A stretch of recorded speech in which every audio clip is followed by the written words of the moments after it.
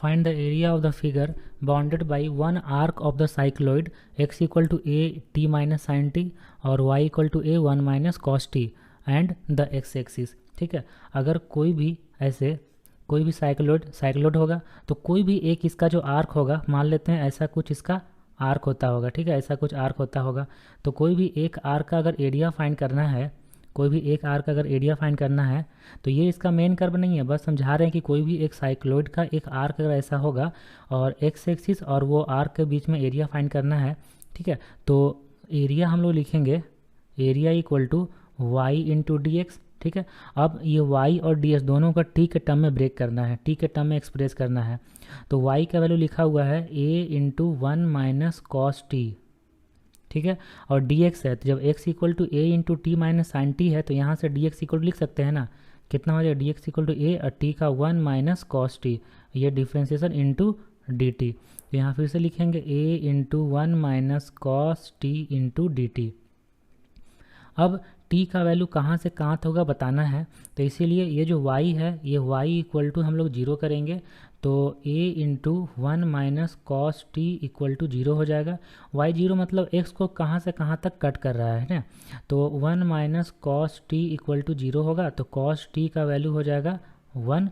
Cos t का value कहाँ से कहाँ तक होता है, जब टी का वैल्यू जीरो होगा तब वन होगा और टी का वैल्यू टू पाई होगा तब कॉस टी का वैल्यू वन होगा, इसलिए टी का जो वैल्यू है वो जीरो से लेकर टू पाई तक हो जाएगा।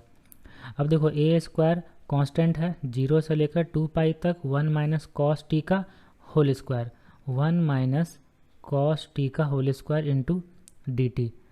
ए स्क्वायर का ए स्क्वायर जीरो से लेकर टू पाई तक, अब ए वन माइनस कॉस टी का होल स्क्वायर करेंगे तो ये होगा one plus cos square T minus two cos t into d T, इतना होगा। अब इसको फिर से सॉल्व करेंगे, थोड़ा सिंप्लीफाई करेंगे, तो जीरो से टू पाई, वन का वन रहेगा, कॉस स्क्वायर टी को लिखेंगे one plus cos two t by to minus two cos t into d T होगा।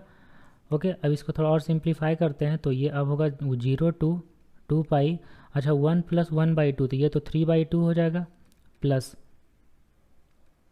Cos two t by two होगा minus two cos t into d t. अब इसको integrate करते हैं, तो ए स्क्वायर का a square three by two है, तो ये हो जाएगा three by two of t. ठीक है, कॉस टू टी है तो ये हो जाएगा sine two t by four minus two sine t, और जीरो से लेकर टू पाई तक। ठीक है, अब अगर टू पाई रखते हैं वैल्यू, टू पाई रखेंगे तो ये साइन वाला टर्म सारा जीरो, यहाँ टू पाई हो जाएगा, ए स्क्वायर का ए स्क्वायर और three by two into two pi. ठीक है, अब जीरो रखेंगे तो ये भी जीरो, ये भी जीरो, ये भी सारा टर्म जीरो हो जाएगा, तो माइनस जीरो।